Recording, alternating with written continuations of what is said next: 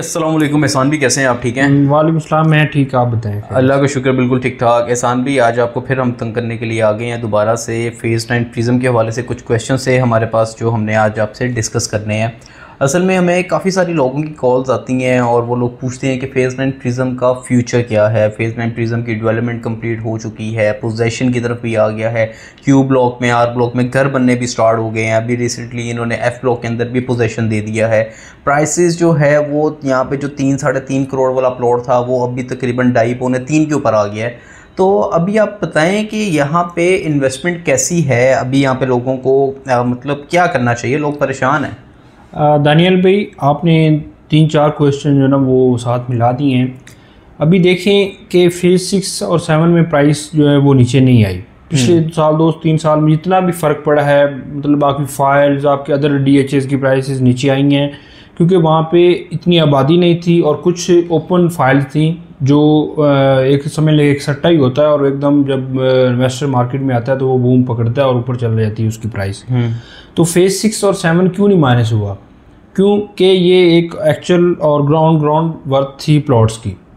तो उस टाइम भी फेज़ 9 की जो प्राइस बढ़ रही थी तो मैं 12 दफ़ा लोगों को, दोस्तों को कह रहा था कि यार ये प्राइस नहीं है, इसको फेज़ 6-7 के पैरेलल चलने दे इस प्राइस को। कि अगर देखें कि फेज़ 7 में आपको आज से 1.5 साल पहले 3 करोड़ 3.25 करोड़ का प्लॉट अच्छा मिल रहा था और उसी के मुकाबले में आपको जो प्लॉट फेज़ 9 प्रिज्म में नॉन पोजेशन मिल रहा था उसी प्राइस में। तो आज देखें कि फेज़ 7 वाला प्लॉट जो है वो 3.25 से लेके 3.5 पौने 4 की तरफ प्राइस चलेगी है और वो 9 प्रिज्म वाली जो अमाउंट प्राइस थी वो 3-3.25 से माइनस हो के वापस 2-2.25 की तरफ आ गई है। तो इसका ड्रॉबैक ये था कि वहाँ पे एक इन्वेस्टर था जो फेज़ 10 में और फेज़ 9 में, तो वहाँ पे जो उसकी एक्चुअल ऑन ग्राउंड वर्थ नहीं थी प्रॉपर्टी की, जो बढ़ गई थी, प्राइस बन गई थी। अब जो है राइट टाइम है फेज़ 9 प्रिज्म में कि आपने अगर ऑन ग्राउंड प्लॉट और पोजेशन प्लॉट अगर आपने 2 की ब्रैकेट में लेना है, 2 करोड़ की ब्रैकेट में, तो आपको अभी प्लॉट मिल जाएगा। अच्छा प्लॉट 2 करोड़ 30-35 लाख रुपए का है, लेकिन एवरेज प्लॉट आपको 1 करोड़ 85-90 लाख से लेके 2 करोड़ के दरमियान मिल जाता है। और ये अब आपकी एक्चुअल वर्थ होगी प्रॉपर्टी की, जो फ्यूचर में ये स्टेप बाय स्टेप बढ़ती रहेगी ना। तो दोबारा उसके अंदर करेक्शन नहीं आएगी? नहीं, अब दोबारा जो है करेक्शन नहीं आएगी क्योंकि अब फेज़ 7 भी है वो अच्छा प्लॉट 4 करोड़ की तरफ चला गया है, 4.25 भी डिमांड होती है। एवरेज अगर देखें तो 3 करोड़ 50 लाख से लेके 4 करोड़ फेज़ 7 में प्लॉट। तो एहसान भी जो 3-3.5 करोड़ पे रेट गया हुआ था इसका, वो मतलब वो क्या था? वो एक हवा थी, उसमें लोगों ने कहा जी फिशिंग गोल्फ प्लॉट है, 120 फीट रोड के ऊपर प्लॉट है, थीम पार्क के सामने प्लॉट है।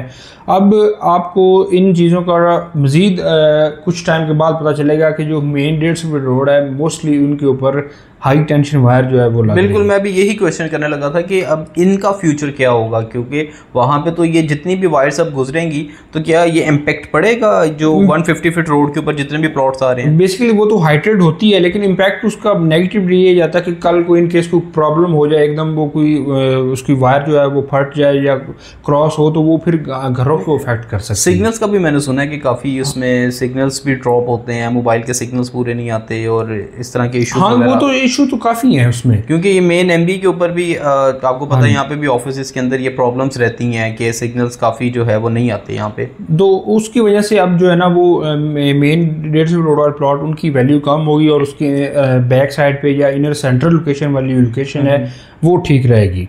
तो अभी 2 करोड़ का प्लॉट आपको महंगा नहीं है। ये आप 2024 एंड होने वाला है, इंशाल्लाह 2026-27 में देखिएगा तो ये आपकी इन्वेस्टमेंट 40-50% आपको गेन कर रही होगी और उस टाइम आबादी भी बढ़ चुकी होगी। क्योंकि अभी जब कोई भी प्रोजेक्ट है ना, जब तक उसमें मूवमेंट पॉपुलेशन जब बढ़ती है तो फिर उसके बाद उसकी प्राइसेस जो ना वो बेहतर होना स्टार्ट होती हैं।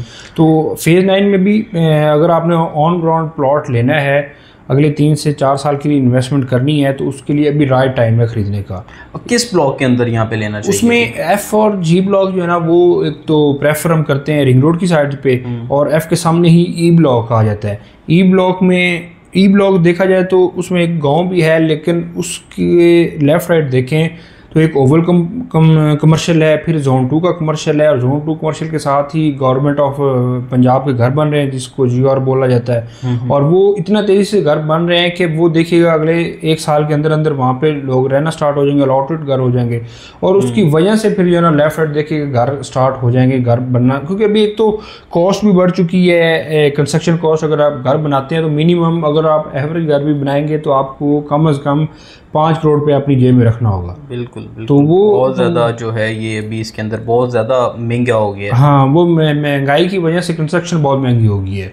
लेकिन लोग बाइंग अभी देखें फेज 6 में देखें तो 22-22, 25-25 करोड़ के घर बिक रहे हैं। तो एक टाइम आएगा फेज 9 प्रिज्म। अब एकदम नहीं होती कि प्रॉपर्टी आप कहें कि आज हमने खरीदी है तो 2 महीने बाद वो उसमें 50 लाख करोड़ पे ऐड हो जाए। लेकिन आपने जब भी इन्वेस्टमेंट करनी है तो कम से कम अगले 3 साल आपने जेन में रख के जो है ना वो फिर यहाँ पे इन्वेस्टमेंट करें। हाँ जी, ठीक है एहसान भाई, बहुत शुक्रिया, आपने काफ़ी अच्छे तरीके से डिटेल में चीज़ें समझाने की कोशिश की है।